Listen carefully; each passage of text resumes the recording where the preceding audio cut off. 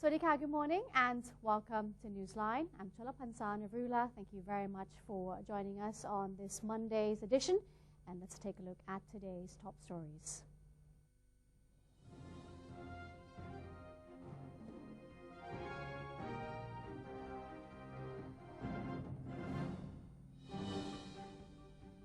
It's January 11, 2016. In today's Thailand Moves Forward, Prime Minister General Prayut Chan-o-cha is inviting all tourists to the River Market of Thainess at Khlong Padum Krung Kasem, which will be held until January 26. According to the Thai Premier, the River Market of Thainess is being organized under the concept of opportunity, dignity, and generosity of Thais caring for and helping each other. He said the market helps distribute products made by children, adolescents, women, persons with disabilities, the elderly, and underprivileged. The event is divided into 4 zones. The first zone features a campaign against human trafficking. The second zone features musicians, some of whom are sight-impaired, in a demonstration of creativity and human potential. The third zone is for people of all ages, consisting of a registration desk for the government's Infant Support Fund, cultural performances by children, and traditional products from across the country, including flash sales. The fourth zone features food and processed goods by volunteers from the Ministry of Social Development and Human Security and various associations. The event is held at Khlong Padum Krung Kasem next to the Government House until January 26. The Ministry of Transport has planned to continuously build transportation routes in 2016. The construction of the Bang Yai Kanchanaburi motorway is expected to begin in June this year. Transport Minister Akom Termpithayaphaisit said that in 2015, the ministry improved many land, water and air transportation routes in an effort to help stimulate the country's tourism and economy. In 2016, the ministry will expand its existing projects, such as 2 double-track rail lines and 3 motorways. The Bang Yai Kanchanaburi motorway, one of the 3 such projects, will be an important economic route connecting Thailand and Myanmar. As for the ministry's 10 electric train projects, Mr. Akom said he would submit them to the cabinet for approval and expected to open construction bidding for all of them. The expansion of electric trains would be included in the 12th National Economic and Social Development Plan. The government is preparing to give cash aid to Jordan and Lebanon for use in the Refugee Assistance Program. Director General of the Department of Information, Ministry of Foreign Affairs, Sek Wanamethi, disclosed that the Thai government would be offering $200,000 to the governments of Jordan and Lebanon to help relieve the burden of sheltering more than 3 million Syrian refugees. Mr. Sek revealed that Thailand had been closely monitoring the situation in Syria since the crisis erupted in 2010 and was aware of the need to help with the relief mission. He added that Thailand previously gave humanitarian aid to countries affected by unrest, such as Yemen and the Palestinian territories. The assistance carried out in the name of Thai people is part of the government's humanitarian policy for foreign nations.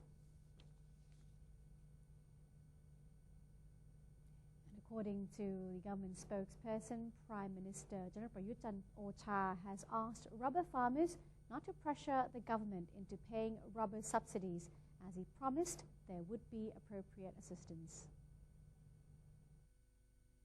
Government spokesperson Major General Sansern Kaokamnert said the Prime Minister had called on Thai rubber farmers to refrain from holding demonstrations. He said pressuring the government was not a solution to the falling prices of rubber in the market.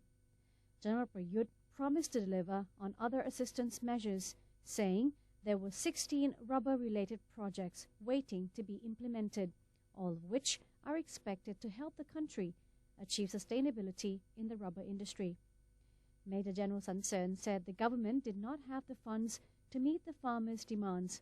He added that the government would be willing to help rubber farmers grow other crops or raise cattle as an alternative so that they could earn extra income to support their family.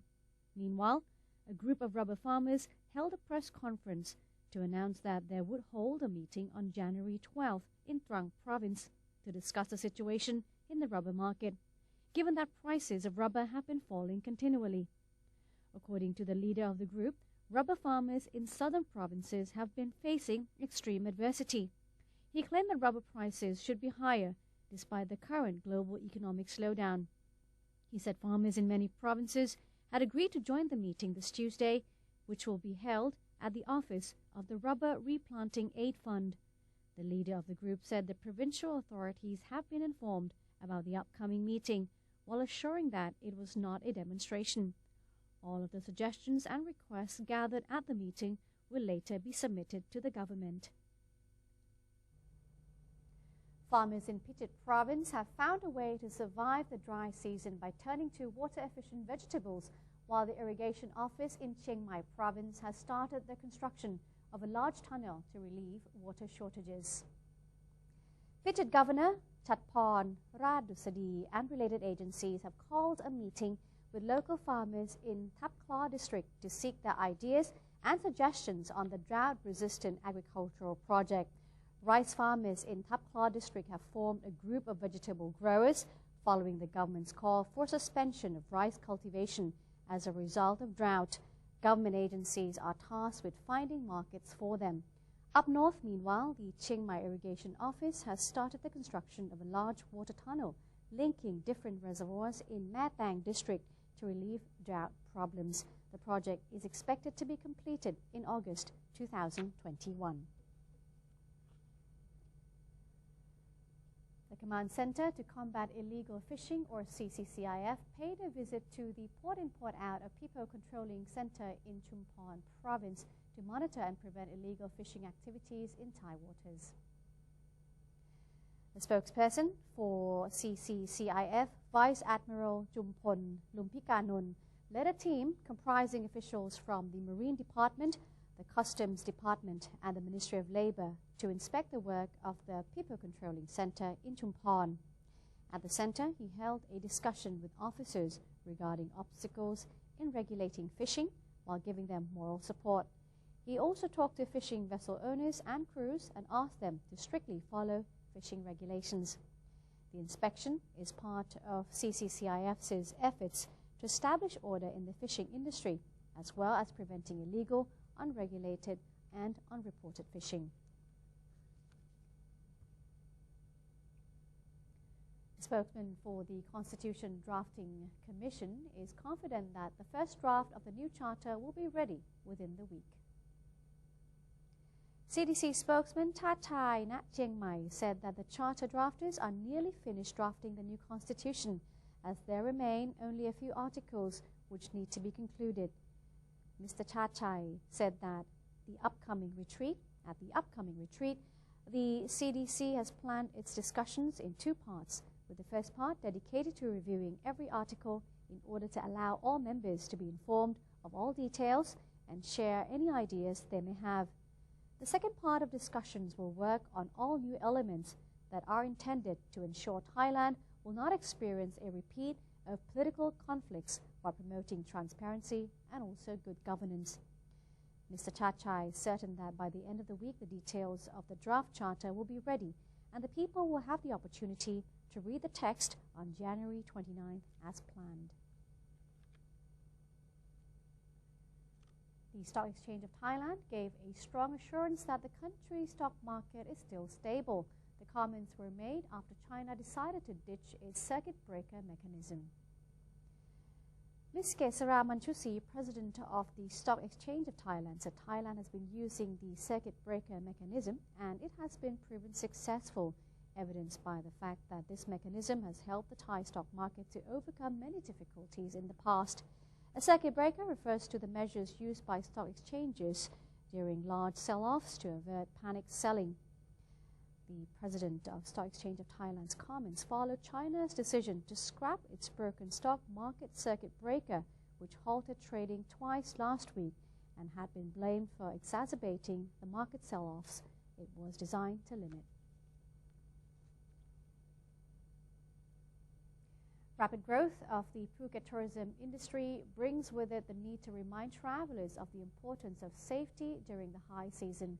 For more, well, we have this special story coming from Kun Asama Tin Kok Keo.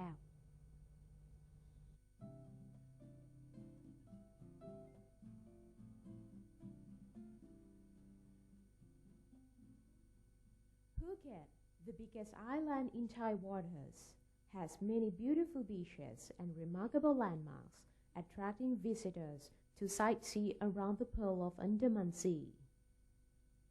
The president of the Phuket Tourist Association, Mr. Sathirapong Natakwathung, told NBT World that, according to the Ministry of Tourism and Sports, the number of visitors flowing into Phuket was over 12 million last year. So, Phuket is quite possibly the fastest growing city, catering specifically to tourists in the southern part of Thailand. Phuket is one of the most popular tourist spots in Thailand, and vigorous tourism during high season in Phuket takes place around November to March. The density of the tourist population during high season changes the way people travel around Phuket. Renting cars or motorcycles has become the top transportation choice, one that can be a great deal of fun. And if you decide to rent a bike, you can often avoid traffic congestion. However, enjoying a holiday trip must come with safety precautions. I would like to convey my message to visitors from all nations to be careful when traveling in Phuket. In Thailand, cars are driving on the left-hand side of the road. Visitors riding motorcycles or driving cars might not be familiar with some routes in Phuket because there are many construction projects going on, such as tunnels and road expansions that might cause inconvenience. We attempt to prevent any accident during your vacation. Traveling on motorbikes or in cars means not having to rely on local transport to get around the island. It's more convenient, but what is just as important as enjoying island life is guarding against any risks of unexpected incidents as you travel freely. Asma Tin Kok Keo, reporting from Phuket for NBT World. In our next story, Phichit municipality is preparing to renovate Somdet Phasri Nakarin Park and the landscape of Bung Si Phai Lake to improve the province's image.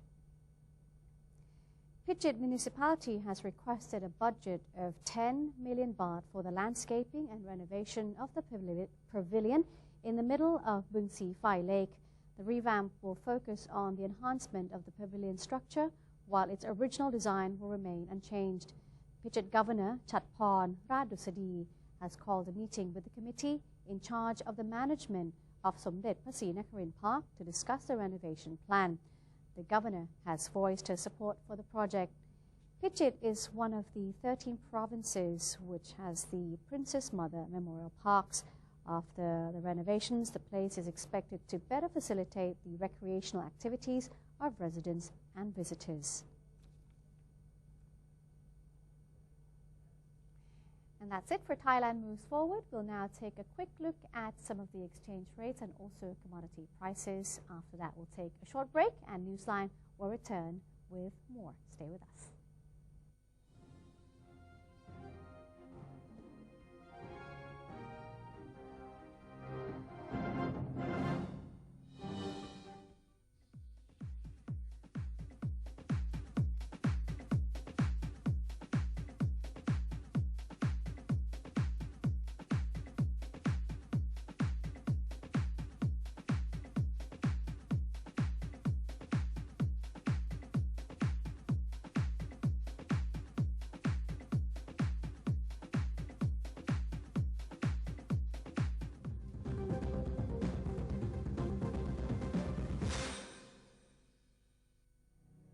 To maintain a strong nation, Thailand is promoting 12 core values for the good of the people. First among them, to uphold the three pillars, the nation, religion, and the monarchy.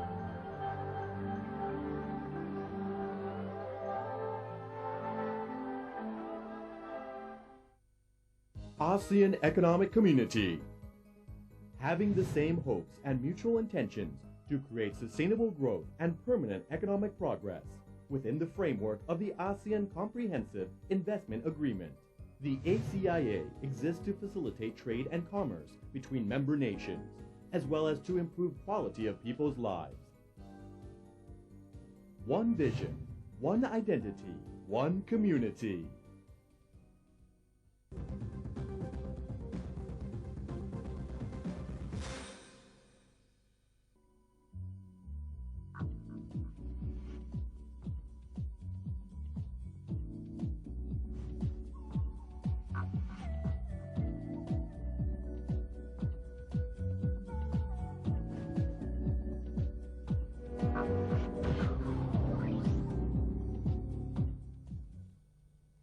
Welcome back. You're watching Newsline. The Thai Premier said members of the Association of Southeast Asian Nations, or ASEAN, should come together to further strengthen the region's economic ties. Following the official formation of the ASEAN community, General Prayut Chan-o-cha, the Prime Minister of Thailand, has urged all member nations to tighten economic partnership through trade agreements, adding that ASEAN should also draft agreements with other regions. In order for the region to enhance its efficiency, he said ASEAN countries must have a clear agenda and mutual understanding, which can be achieved through joint efforts. The Thai Prime Minister also called on member states to further cooperation on defense, anti-terrorism, and intelligence sharing. In terms of tourism, he said many countries have praised Thailand for its exceptional services and professionalism over the past year.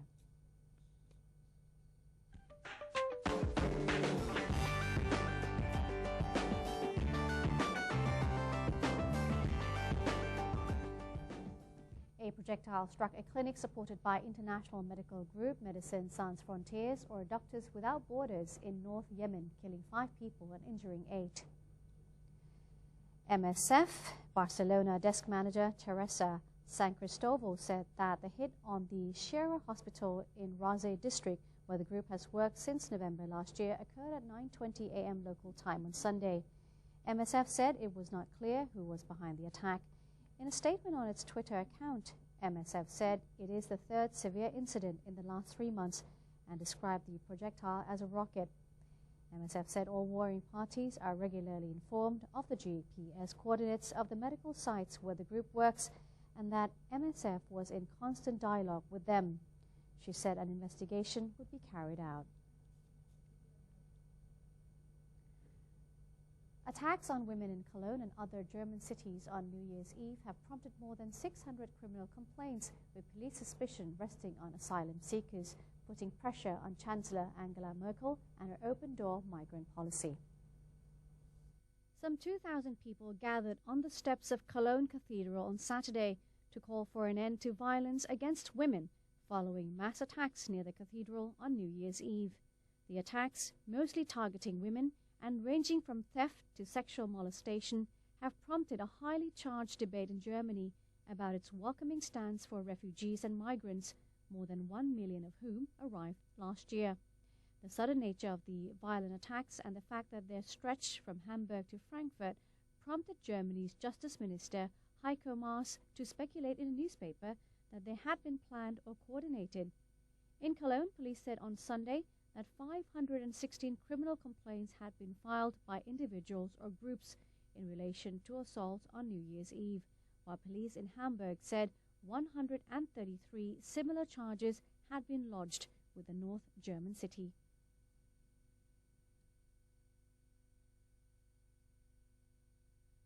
Mariano Rajoy vowed to halt any unilateral attempt by the Catalonian parliament to split from the country. Catalonia's parliament was due to swear in a new separatist leader on Sunday evening, putting the pro-independence movement's resolve to break with Spain over the next 18 months back on track after months of political deadlock. The 11th hour decision played into a fraught national political scene after an inconclusive election last month in which Rajoy's ruling People's Party won the most seats but lost its parliamentary majority. The country has been in stalemate since then. The resurgence of a unified independence movement increases pressure on Rajoy and his socialist rivals to bury their differences and form a German-style grand coalition in Madrid to thwart the Catalan parties. Under the separatist 18-month roadmap, Catalan authorities will approve their own constitution and begin building institutions necessary for an independent state, such as an army, a central bank, and a judicial system. Locals and tourists braved sub-zero temperatures to take part in South Korea's popular ice fishing festival, which started on Saturday. Around 100,000 visitors had gathered on and around the frozen water to enjoy or watch the activities, according to the organizer. The Winter Festival is named after a species of mountain trout native to Korea that lives in the surrounding lakes and creeks. Visitors can try and catch the trout, which can only live in water with temperatures below 20 degrees Celsius. For those who are brave and don't have the patience to fish, they can try to catch the mountain trout with their bare hands. The catch can be grilled on the spot. The governor of Hwachuan County said the festival is well known locally and increasingly around the world. It has attracted over 1 million people for 10 consecutive years, according to the festival website. A rather interesting festival indeed. And that's it for today's edition of Newsline. Thank you very much for joining us. If you do have any suggestions or comments, well, please write to us. The email address is now appearing on your screen, newsline.nbt@gmail.com. It's time for us to say goodbye, and today we end by showing you some pictures, interesting pictures of the annual Shinto ritual taking place at a shrine in Tokyo, where hundreds gathered to purify themselves in ice-cold water. I'm Cholapan Sanarula. We'll see you tomorrow right here at Newsline. Sawasdee ka.